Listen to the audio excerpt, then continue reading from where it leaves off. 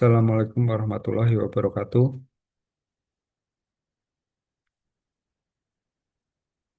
Wassalamu ala asrofil anbiya'i wal mursalin wa maulana Muhammadin wa ala alihi wa sahbihi ajma'in amal ba'd.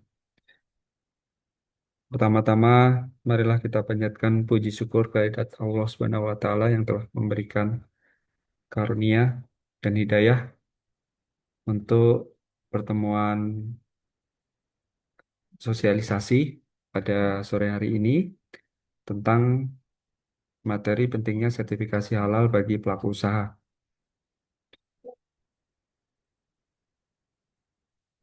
Sebelumnya, saya perkenalkan diri dulu, nama saya Agung Setiarto. Saya sebagai eh, pendamping sertifikasi halal LP3HEWI untuk wilayah Yogyakarta. Yang kali ini membawakan materi arti pentingnya sertifikasi halal bagi pelaku usaha. Nah, ini eh, kalau kita sudah menyangkut tentang pentingnya, ini kan artinya menyangkut tentang urgenitas ya, Bapak Ibu semuanya.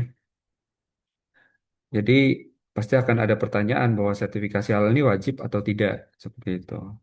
Dan apa manfaatnya buat kami sebagai pelaku usaha? Ini akan kita kupas sebentar ya, sedikit.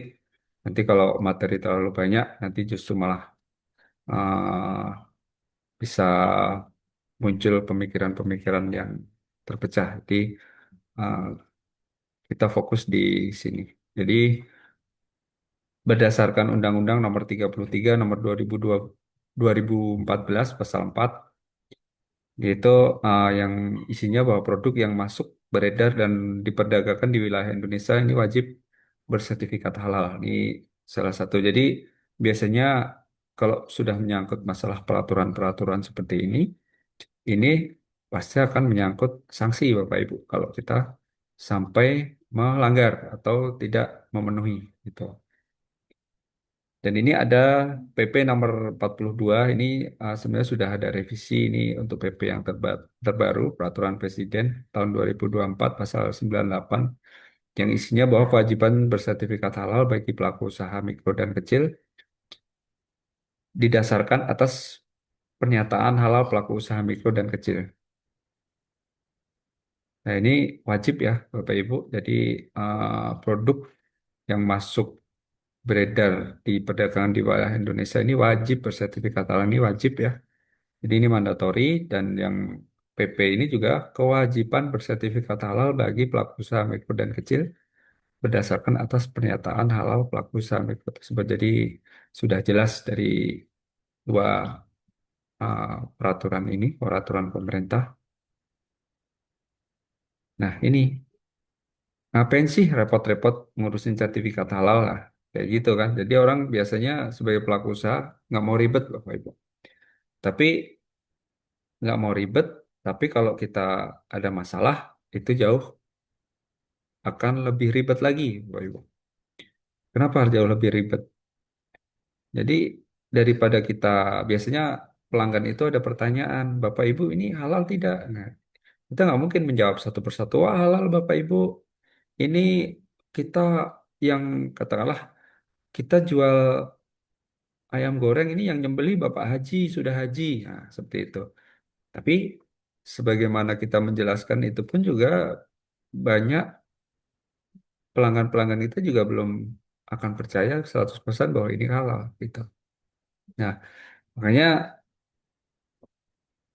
diperlukan diperlukannya sertifikasi halal itu untuk ini. Jadi kita sudah produk kita, usaha kita sudah bersertifikat halal dan kita tunjukkan atau kita taruh pada tempat usaha kita. Jadi orang atau pelanggan mau belanja, oh, ya sudah halal. Nggak usah banyak tanya, berarti itu salah satunya. Jadi mempermudah kita untuk meningkatkan omset, penjualan, menambah pelanggan, seperti itu.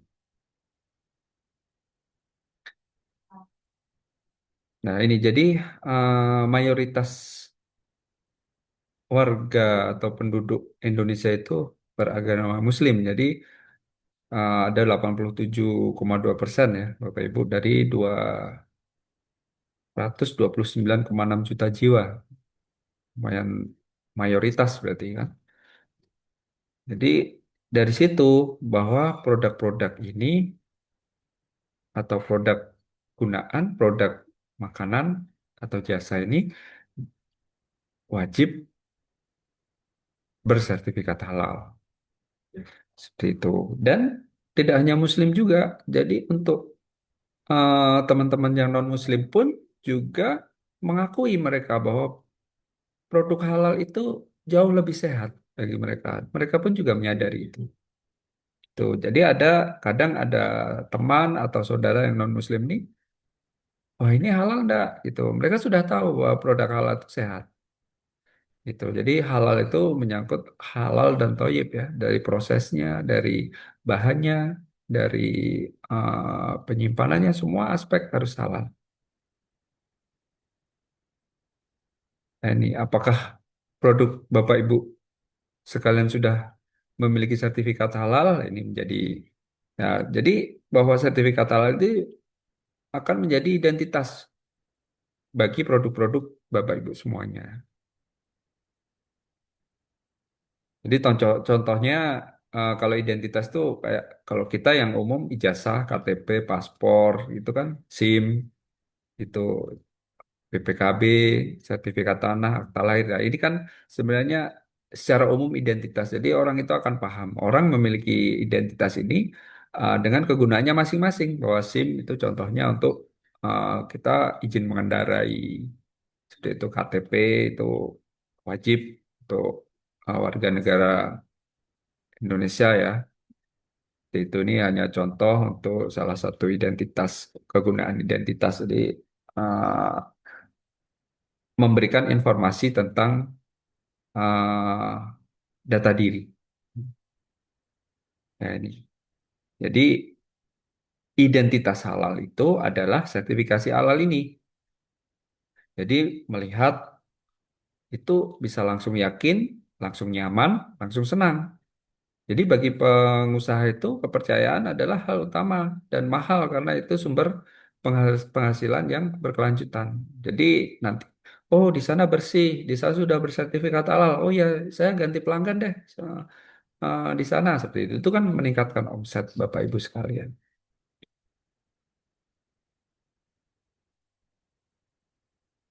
Nah, bagaimana cara mengurus sertifikasi halal bagi UMKM? Ini syaratnya sangat mudah Bapak Ibu. Jadi syaratnya KTP, pelaku usaha UMKM ya, jenis produk itu 10 varian, merek produk, foto produk, foto tempat produksi, NIB, KBLI, ini bisa maksimal 3 KBLI ya, Bapak Ibu. Dan omset di bawah atau sama dengan 15 miliar. Tuh, berapa biayanya? Biayanya gratis, gitu, untuk sehati. Tapi kalau untuk berbayar sendiri, itu di 230.000 ini ada sertifikasi halal yang mandiri. Itu produknya apa saja? Ya, untuk jenis produknya yang dapat fasilitasi sertifikasi halal gratis ini ada banyak. Jadi kalau untuk makanan itu ada 13 jenis produk. Ini ada bisa dibaca di sini. Jadi ada macam-macam. Ini ada foto-fotonya juga.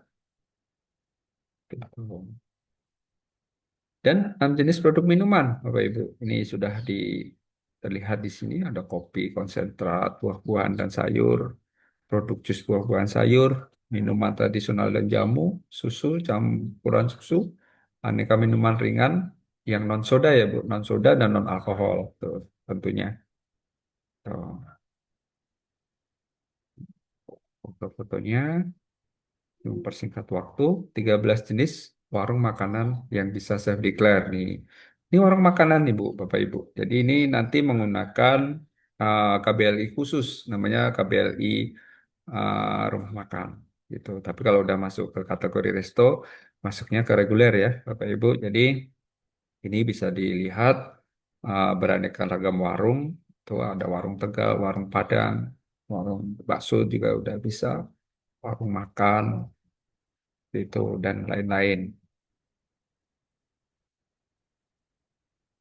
Dan lama terbitnya berapa? Cepat Bapak Ibu prosesnya dengan syarat bahwa untuk data sudah diinput di si halal, diajukan ke BPCH, BPJPH. Nanti sekitar setengah bulan atau 1 bulan, 7 sampai 14 hari ya di sini tuliskannya. Itu jadi sangat mudah. Nanti bisa kami bantu sebagai pendamping sertifikasi halalnya. Itu. Resikonya apa, Bapak Ibu? Apabila usaha tidak memiliki sertifikat halal, ya ini tadi di depan sangat beresiko.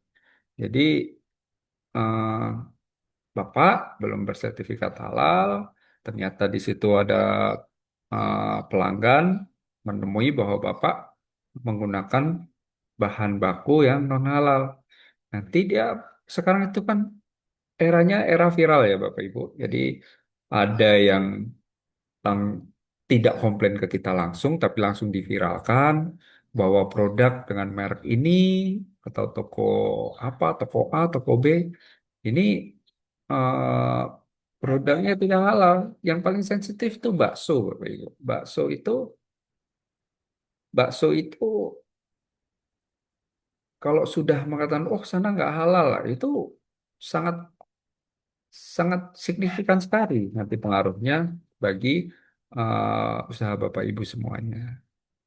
Itu bila ada pelanggan, kompetitor memviralkan bahan produk usaha Anda tidak bersertifikat halal nih, apakah akibat bagi usaha Anda? Itu tadi sudah kita sampaikan bahwa ini sangat signifikan bagi kelangsungan usaha Bapak Ibu semuanya. Jadi P3AEW siap mendampingi proses sertifikasi halal produk Anda secara gratis. Oke, ayo segera kumpulkan persyaratannya, kita proses untuk mendapatkan sertifikat halal secara cepat.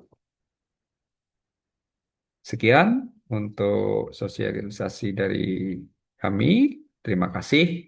Semoga bisa menjadikan pencerahan bagi Bapak Ibu semua. Langsung saja melakukan aksi bahwa produk Bapak Ibu semua yang belum memiliki sertifikat halal langsung daftarkan ke kami, mumpung kami standby di sini sampai 1 jam ke depan. Nanti kita data seperti itu. Terima kasih. Akhirul kalam. Wassalamualaikum warahmatullahi wabarakatuh.